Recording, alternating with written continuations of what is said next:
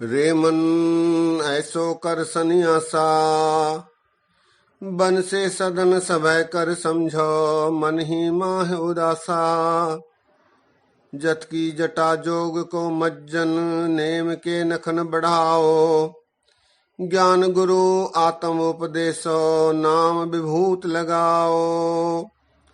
अल्प आहार सुलभ सी निद्रा, दया क्षमा तन प्रीत। शील संतोख सदा निर्बाहिबो, वैभव त्रिगुण अतीत। काम क्रोध हंकार लोभ हठ मोह न मन स्यों लावे। तब ही आत्म तत्व को दर्शे, परम पुरख कह पावे। तब ही आत्म तत्व को दर्शे, परम पुरख कह पावे। सत्कार योग सत्संग योग, वाहिगुरु जी का खालसा वाहिगुरु जी की फतेह। श्री गुरु अर्जन देव जी महाराज ने गुरु ग्रंथ साहब जी में संस्कृत में कुछ वाणियां दर्ज करी हैं। इनमें श्लोक सहस्कृति सिरलेख से गुरु नानक देव जी महाराज जी के कुछ श्लोक, गुरु अर्जन देव जी महाराज जी के कुछ श्लोक हैं। इसके साथ साथ गाथा सिरलेख से संस्कृत में कुछ वाणी हैं। गाथा का अर्थ है प्राचीन बोली, प्राकृत। इस सिरलेख से संस्कृत में वाणी है। इसके अलावा श्री गुरु अर्जन देव जी महाराज जी की एक वार है जैतसरी की वार। आप जानते हैं गुरु ग्रंथ साहब जी में 22 वारें हैं, जिनमें से एक वार है जैतसरी की वार। इसमें 20 पौड़ियां हैं। प्रत्येक पौड़ी के पहले 2 श्लोक हैं। इन 2 श्लोकों में एक श्लोक संस्कृत में है और दूसरा श्लोक लहंदा में है। लहंदा अर्थात प्राचीन पंजाबी। इस प्रकार गुरु ग्रंथ साहब जी में महाराज अर्जन देव जी ने संस्कृत में वाणियां रखी हैं।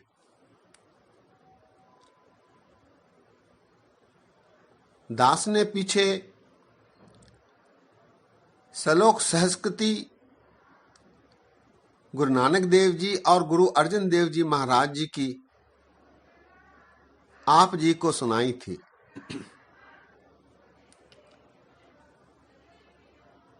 इसे नित्यनेम में पढ़ते समय बार बार एक श्लोक दास को प्रेरित करता रहा है कि इस पर आपसे विचार साझे किए जाएं। यह श्लोक सहस्कृति महला पंजवा का 40वां श्लोक है। इस श्लोक में श्री गुरु अर्जन देव जी महाराज ने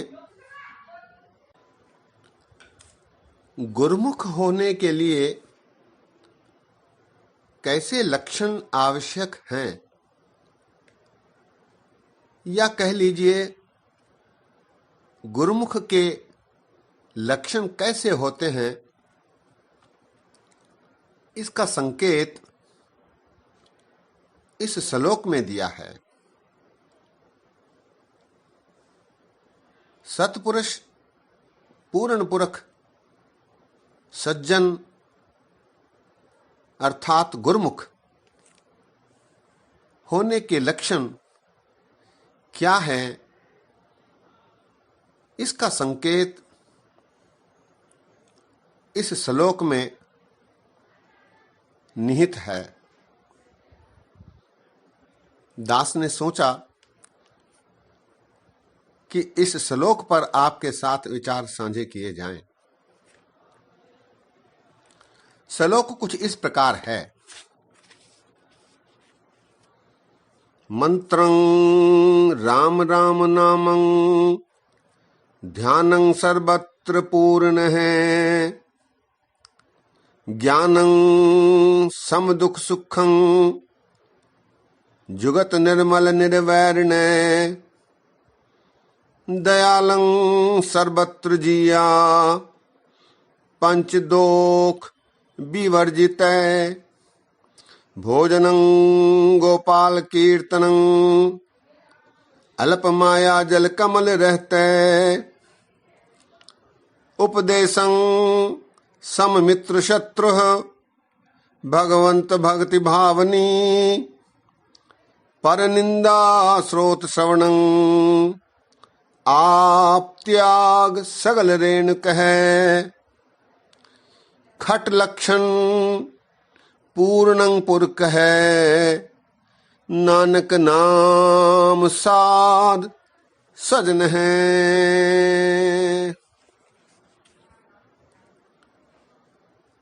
इस श्लोक में गुरु महाराज मनुष्य के लक्षणों का विवरण दे रहे हैं।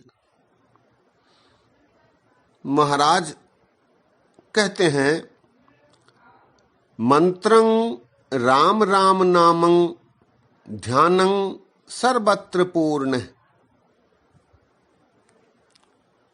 ऐसे मनुष्य, ऐसे संत जन सदैव राम नाम जपते रहते हैं। राम अर्थात अकाल पुरख परमात्मा, और उनके अनुसार प्रभु सर्वव्यापक है, सर्वत्र में व्याप्त है।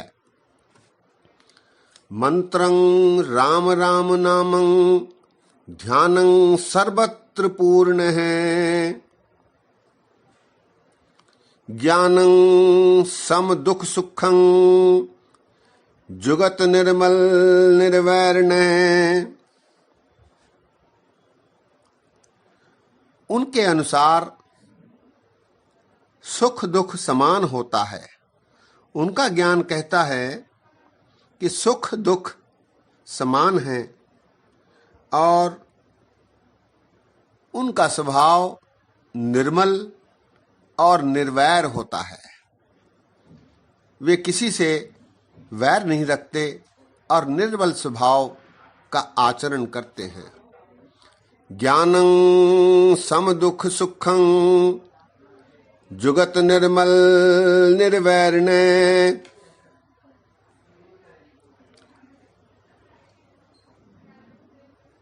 दयालं सर्वत्र जिया पंचदोख विवर्जित। ऐसे मनुष्य समस्त जीवों पर, सारे जीवों पर दया करते हैं, दयालु रहते हैं, और 5 दोषों को वर्जित कर देते हैं, उन्हें अपने वश में रखते हैं। 5 दोष काम, क्रोध, लोभ, मोह और अहंकार, इनको वो अपने वश में रखते हैं, इन्हें वर्जित कर देते हैं। दयालं सर्वत्र जिया पंचदोख विवर्जित। अगली पंक्ति, भोजनं गोपाल कीर्तनं अल्प माया जल कमल रहते। उनका भोजन भक्ति है, ईश्वर का भजन करना है, ईश्वर के कीर्ति का गायन करना है।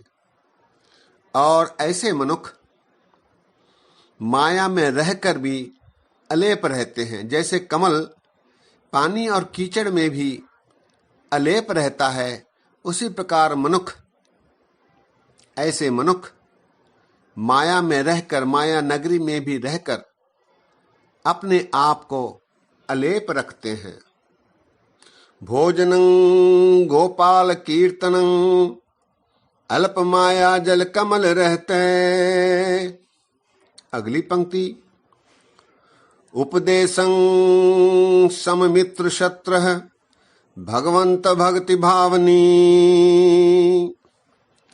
वे शत्रु और मित्र दोनों को समान दृष्टि से देखते हैं और उन्हें समान उपदेश देते हैं और उन्हें केवल भगवान की भक्ति ही रुचिकर लगती है, श्रेष्ठ लगती है। उपदेशं सममित्र शत्रः भगवंत भक्ति भावनी। अगली पंक्ति में, पर निंदा स्रोत श्रवणं आप त्याग सगल ऋण कहे। ऐसे मनुष्य पर निंदा नहीं सुनते, उनके कान पराये की निंदा सुनना पसंद नहीं करते और अहं भाव त्याग कर सभी के चरणों की धूल बने रहना चाहते हैं। पर निंदा स्रोत श्रवणं आप त्याग सगल ऋण कहे। औरों की निंदा उनके कानों को पसंद नहीं आती और वे केवल अपना अहं त्याग कर सबके चरणों की धूल बने रहना पसंद करते हैं। सत्संगियों, यहाँ एक शब्द आया है ऋण। ऋण कह, ऋण कह अर्थात राख बने रहना, धूल बने रहना। गुरु ग्रंथ साहब जी में ये शब्द बार बार आया है। धूल और ऋण, इन शब्दों का बार बार प्रयोग हुआ है। संत किसी के भी चरणों की धूल बने रहना चाहते हैं। हम रोज सोहला पढ़ते हैं। सोहले के अंतिम शब्द में, करो बेनती सुनो मेरे मीता वाले शब्द में अंतिम पंक्तियां हैं, अंतर्जामी पुरख विधाते श्रद्धा मन की पूरे, नानक दास यह सुख मांगे मोको कर संतन की धूरे। यहां भी अर्जन देव जी महाराज संतों के चरण की धूल बना के रखने की याचना कर रहे हैं। एक और उदाहरण, 52 अखरी में गुरु अर्जन देव जी महाराज रहाव के टेक वाली पंक्ति केंद्रीय भाव की पंक्तियों में फरमा रहे हैं, कर कृपा प्रभु दीन दयाला, तेरे संतन की मन होए रवाला। तेरे संतन की मन होए रवाला। रवाल कहते हैं राख को। यहां भी महाराज जोदड़ी करते हैं कि मुझे संतों के चरणों की धूल बनाकर रख। कहने का तात्पर्य ये कि इस शब्द का बार बार प्रयोग गुरु ग्रंथ साहब जी में वाणियों में हुआ है। श्लोक की अंतिम पंक्ति, खट लक्षण पूर्णं पुरख है, नानक नाम साध सजन है। गुरु अर्जन देव जी कह रहे हैं कि ये 6 लक्षण जिस मनुष्य में रहते हैं वही पूर्ण पुरख है, वही सज्जन पुरख है, वही सत्पुरुष है, अर्थात वही गुरुमुख है। श्लोक एक बार फिर, मंत्रं राम राम नामं ध्यानं सर्वत्र पूर्ण, ज्ञानं समदुख सुखं जुगत निर्मल निर्वैर्ण, दयालं सर्वत्र जिया पंच दोख विवर्जित, भोजनं गोपाल कीर्तनं अल्प माया जल कमल रहते, उपदेशं सममित्र शत्रः भगवंत भक्ति भावनी, पर निंदा स्रोत श्रवणं आप त्याग सगल रेणुकः खट लक्षण पूर्णं पुरख नानक नाम साध स्वजन है। इस प्रकार गुरु अर्जन देव जी महाराज 6 लक्षण दर्शा रहे हैं।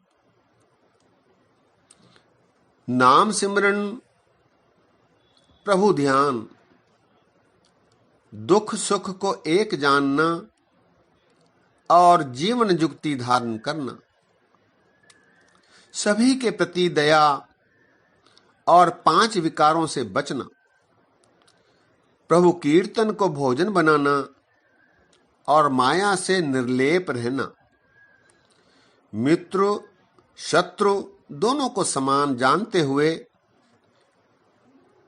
भक्ति में लीन रहना, भक्ति को श्रेष्ठ समझना और पर निंदा न सुननी, अहंकार छोड़कर सबके चरण की धूल बने रहना, निम्रता वाला स्वभाव रखना।